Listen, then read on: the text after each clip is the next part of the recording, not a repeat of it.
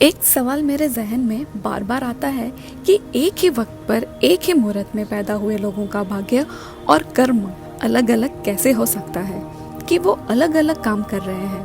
हाय, मैं हूँ अस्मिता। एक बार की बात है, एक राजा के जहन में भी यही सवाल आया। उन्होंने अपनी सभा में सारे विद्वानों को बुलाया और पूछा, मैं अपनी जन्म पत्रिका देख रहा था, उसमें मैंने देखा कि मेरे राजा बनने का योग था, लेकिन मेरा सवाल ये है कि उसी वक्त में, उसी मुहूर्त में जब मैं पैदा हुआ, उसी वक्त बड़े सारे और बच्चे पैदा हुए होंगे, लेकिन वो सब राजा क्यों नहीं बने। ये सवाल सुन करके हर कोई चौंक गया। उनको समझ नहीं आ रहा था कि क्या जवाब दें। तो एक ज्योतिष खड़े हुए और उन्होंने कहा कि देखिए राजा साहब, सवाल तो आपका बहुत बढ़िया है, लेकिन इसका जवाब आपको मिलेगा यहाँ से कोसों दूर घने जंगल में एक महात्मा तपस्या कर रहे हैं, उनके पास आप जाइए। राजा ने कहा ठीक है। राजा साहब गए, अकेले निकल गए, घोड़े पर सवार होकर के जंगल के बीचों बीच पहुंचे तो देख रहे हैं कि जो महात्मा थे वो आग में से अंगार निकाल के खा रहे थे, यानी कि गर्मा गर्म कोयला है उसे खा रहे थे। तो उन्हें समझ नहीं आया कि बाबा जी ये क्या कर रहे हैं। पहुंचे उनके पास, उनको जाकर के पूछा कि बाबा जी, मेरा सवाल है कि एक ही वक्त में जिस तरीके से बच्चे पैदा होते हैं, सब राजा क्यों नहीं बनते। तो महात्मा जो थे वो गुस्सा हो गए और बोले, इसका जवाब मैं नहीं दे सकता, तुम और दूर जाओ। झरने के पास एक महात्मा तपस्या कर रहे हैं, वो तुम्हें इस सवाल का जवाब देंगे। राजा को क्योंकि सवाल जानने की बड़ी उत्सुकता थी, घोड़े पे सवार होकर पहुंचे जंगल के और आगे। झरने के पास देखा कि जो महात्मा थे वो अपना ही मांस नोच करके खा रहे थे। राजा से ये दृश्य देखा नहीं गया, फिर भी हिम्मत करके पहुंचे और बाबा जी से पूछा कि एक ही वक्त पर जो बच्चे पैदा हुए उनका एक जैसा भाग्य क्यों नहीं है।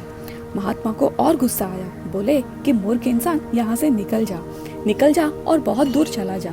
एक गांव मिलेगा, उस गांव में एक 4-5 साल का बच्चा मरने वाला है। इससे पहले कि वो मर जाए, उससे जाकर अपने सवाल का जवाब जान लो। राजा को समझ नहीं आया कि खेल चल क्या रहा है। पहले 2 महात्माओं से मुलाकात, अब तीसरे बच्चे से मिलना है जो अब मरने वाला है। घोड़े पर सवार होकर ये राजा फिर से निकल पड़ा और उस गांव में पहुंचा जहां पर वो 4-5 साल का बच्चा था। देखा तो उसके मम्मी पापा, परिवार सब लोग बैठे हुए थे, वैद्य भी खड़े हुए थे। बच्चा लेटा हुआ है तो उससे पूछा बच्चे से कि मेरा एक सवाल है। 2 बाबा जी ने कहा कि आप ही जवाब दे सकते हैं। तो वो बच्चा हंसते हुए बोला कि राजा, मैं आपको बताना चाहता हूँ कि वो जो 2 महात्मा मिले और मैं जो हूँ, हम तीनों आपके भाई रहे हैं। 7 जन्म पहले हम चारों राजकुमार थे और एक बार जंगल में भटकते भटकते 2-3 दिन हो गए, भूखे प्यासे घूम रहे थे। तभी हमें आटे की पोटली मिली और हम चारों ने रोटियां बना ली। हम खाने ही वाले थे कि एक बाबा जी वहाँ आ गए। बाबा जी ने कहा कि मुझे खाने के लिए रोटी दे दो। तो हमारे जो भैया सबसे बड़े, जिन्हें आपने देखा जो अंगार खा रहे थे, उन्होंने कहा कि मैं तुम्हें क्यों दूं, तुम्हें दूंगा तो मैं क्या खाऊंगा। दूसरे वाले जो थे उन्होंने कहा कि मैं तुम्हें रोटी नहीं दे सकता हूँ, तुम्हें दूंगा तो मैं क्या अपना मांस नोच के खाऊंगा। तीसरे वाले यानी कि मैंने कहा कि मैं नहीं दे सकता भैया, मैंने भी उसको रवाना कर दिया।